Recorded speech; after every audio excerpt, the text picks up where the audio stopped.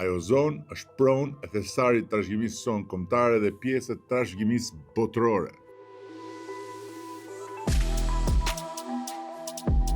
Kështu ju referua kryeministri Edi Rama zonës arkeologjike A në Durrës, pikërisht aty ku parashikohet të shtrihet dhe të zbatohet projekti i debatueshëm TID Durrës. Por ndërsa zona cilësohet si thesar kombëtar dhe pjesë e trashëgimisë botërore, dokumentet e projektit tregojnë një realitet tjetër. Objekte me vlerë historike që legjitimojnë shtresëzime të rëndësishme në identitetin e qytetit 3000 vjeçar janë përfshirë në listën e shembjeve. Mes tyre edhe muri otoman. Projekti TID parashikon shembjen e rreth 200 banesave në 3 fazat e tij, në emër të interesit publik dhe rimodelimit të siluetës urbane të qendrës historike.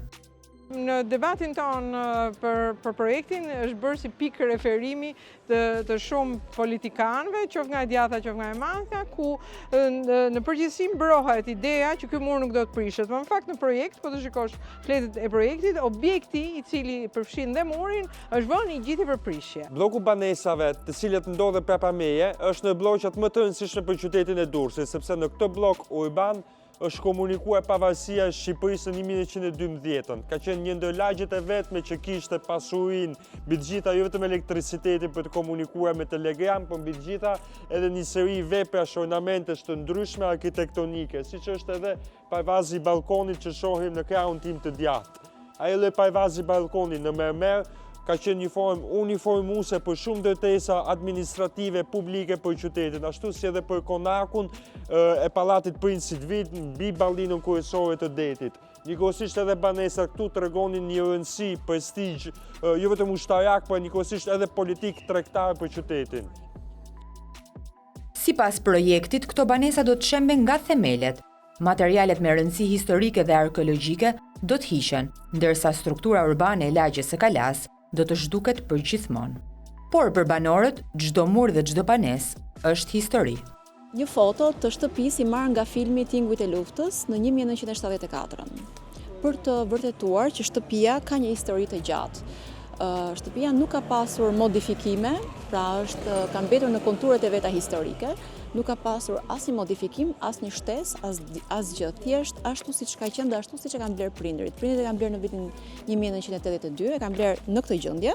Kjo është një foto arkive e ushtrisë italiane e vitit 1939. Shtëpia është vënë në listën për prishje, me një vlerë qesharake të shpronësimit, por ne nuk duam fare të kalojmë tek vlera e shpronësimeve sepse është për të ardhur keq që kjo është qendra historike e Durrësit, kjo është identiteti i këtij qyteti dhe nuk ka arsye që bërthama e qytetit të shkatërrohet sepse këtu pretendohet të bëhet lëndin.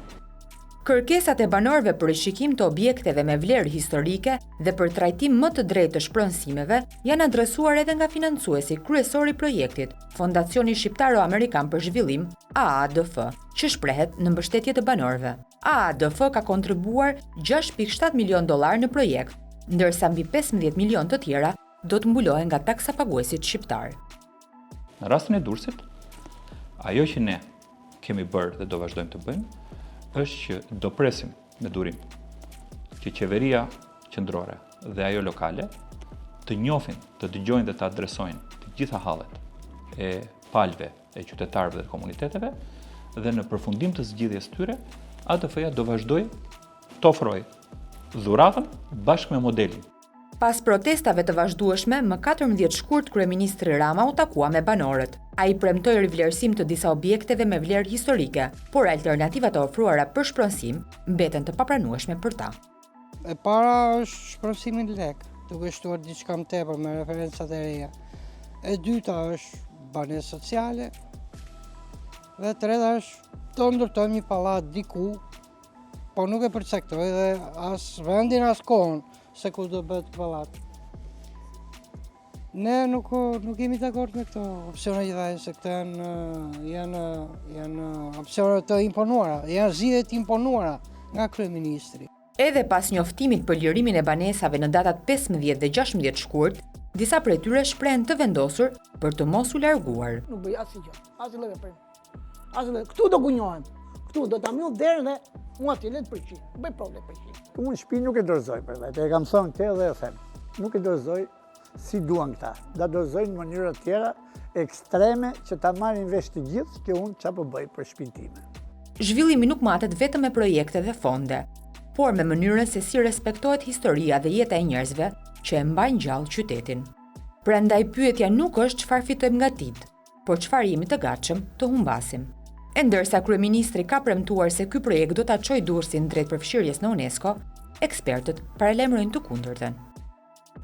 Shembja e banesave, shembja e vijimësisë së themeleve të këtyre banesave me nën tokën dhe njëkohësisht ndryshimi morfologjisë urbane do të bëjnë që qyteti nesër jo vetëm të mos njihet, por njëkohësisht mos ketë asnjë lloj mundësie më për të futur në dosjet e UNESCO-s. Është një kërkesë shkencore, metodologjike, mbarkombëtare. Lagja e amfiteatrit nuk mund të futet në UNESCO për kapriçe politike, por ekzistojnë metodologji shkencore të sakta, të cilat duhet të kërkojnë dhe duhet të dokumentojnë vijimësinë, ashtu si edhe themelet pas nesh, të cilat janë nga një vijimësi e amfiteatrit antik, me pas të banesave mesjetare, duke vazhduar me periudhës së revolucionit industrial dhe luftës për pavarësitë të popullit të Shqipërisë.